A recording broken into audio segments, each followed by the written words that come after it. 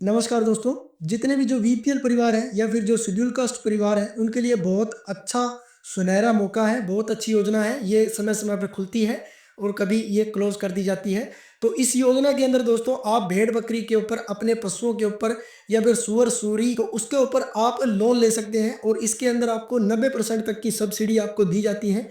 Full detail के साथ हम इस जो आवेदन को ऑनलाइन करेंगे और साथ के साथ ये जो योजना है ये सिर्फ़ और सिर्फ़ अनुसूचित जातियों के लिए रोज़गार के अवसर प्रदान करने की जो योजना है और ताकि अपना जो भेड़-बकरी का इसके तहत इसका जो पालन-पोषण है वो अच्छे तरीके से कर सके दोस्तों। तो आज के इस वीडियो के अंदर कंप्लीट जानकारी के साथ-साथ इसका पूरा आवेदन करेंगे और इसमें कौन-कौन से आपके जो डॉक्यूमेंट हैं वो लगेंगे। चलिए पूरी जानकारी के साथ इसका आवेदन कर लेते हैं। दोस्तों इसका आवेदन करने के लिए सरल हरियाणा की इस वेबसाइट पर आना होगा। इसका लिंक मैं वीडियो के डिस्क्रिप्शन में दे दूँगा। या फिर आप अपने ब्राउज़र में सरल हरियाणा सर्च करेंगे तो आप इस वाले जो वेबसाइट के पोर्टल पर पहुंच जाएंगे। यहाँ पर आपको आईडी और पासवर्ड डालना होगा। अगर आपके पास आईडी और पासवर्ड नहीं है तो आपको रजिस्टर हर का ऑप्शन मिल जाता है।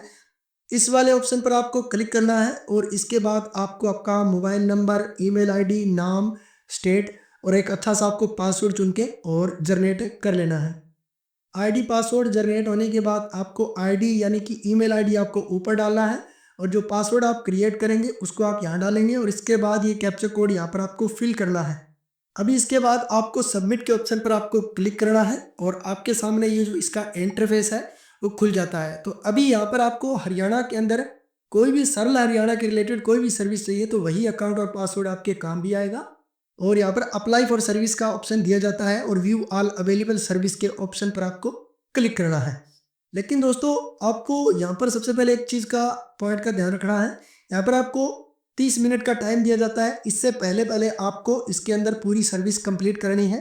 तो यहाँ पर आपको सर्च का ऑप्शन मिल जाता है। यहाँ पर आप टाइप करेंगे एनिमल। एनिमल जैसे आप टाइप करते हैं तो आपके पास यहाँ पर जो 7 नंबर स्कीम आती है ना दोस्तों, यहाँ पर देखिए, ठीक है। Scheme for providing employment opportunity to schedule caste. अभी दोस्तों इसका जो नेक्स्ट इंटरफेस है वो इस प्रकार का होता है, scheme for providing employment opportunity for schedule caste.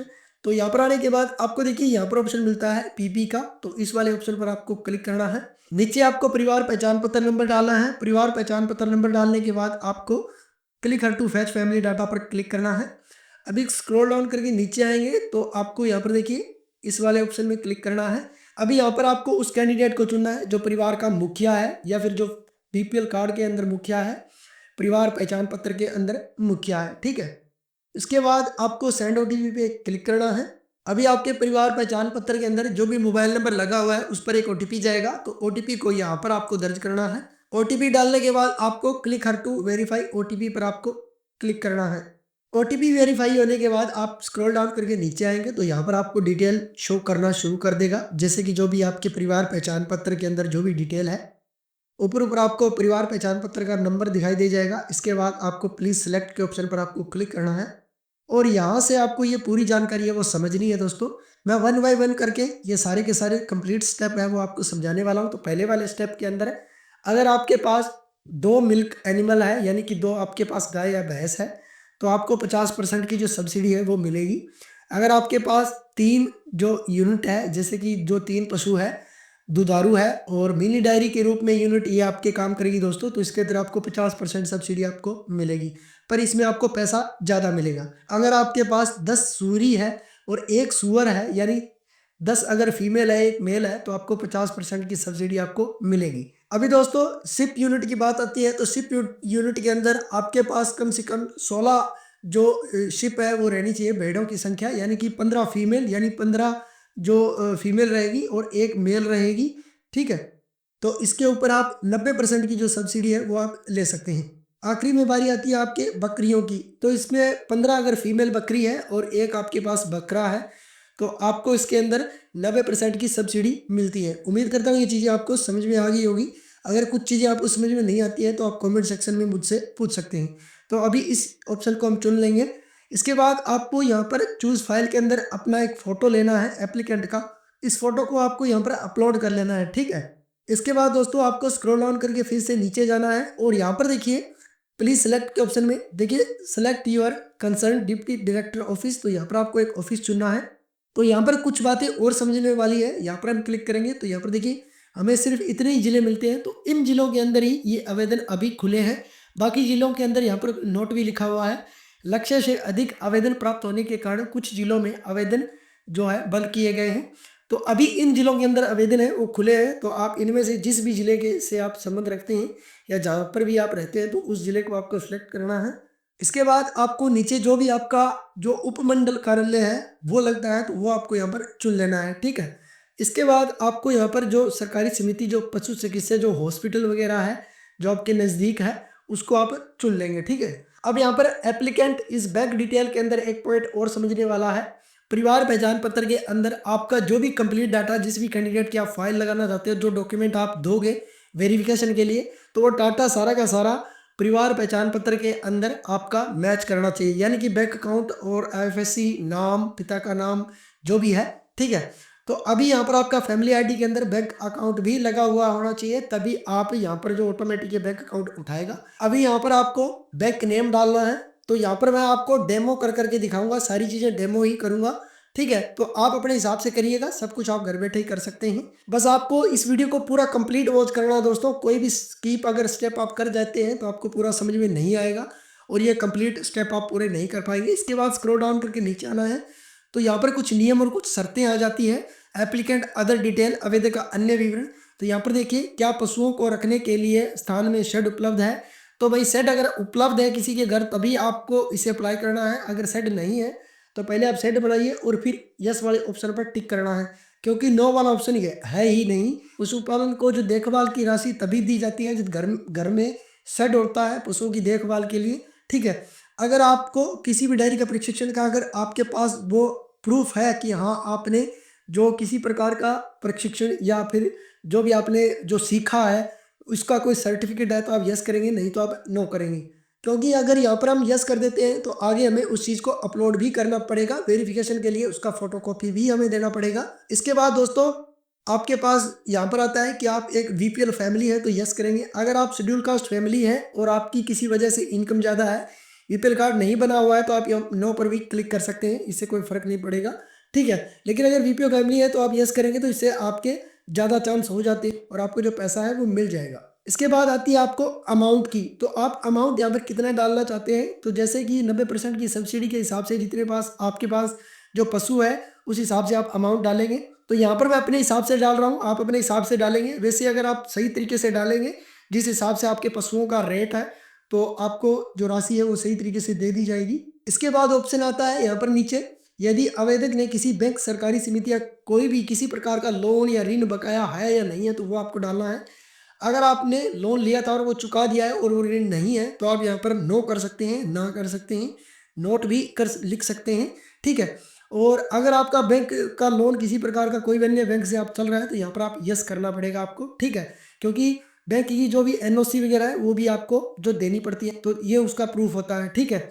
अब यहाँ पर नीचे जो स्टेप आता है दोस्तों, क्या आपके दुग्ध सरकारी समिति का सदस्य है, यानी कि आपने पहले कोई सरकारी समिति किसी प्रकार की जो दूध की जो फैक्ट्री है या फिर कोई भी जो डायरी फॉर्म आपने तैयार करके रख रखा है और वो सरकारी समिति के अंदर है तो यस करेंगे, अन्यथा आप नो करेंगे। इसके अंदर आपको क्या आवेदक पशुपालन विभाग द्वारा समय समय पर जारी टीकाकरण, प्रजनन, पोषण, स्वच्छता आदि निर्देशों का पालन करने के लिए सहमत है, यानी कि आप इस तरीके का जो काम करते हैं पहले से ही स्वच्छता का ध्यान रखते हैं और आगे भी रखेंगे, तो यहाँ पर आपको यस करना पड़ेगा, नो का यहाँ पर ऑप्शन नहीं है दोस्तों।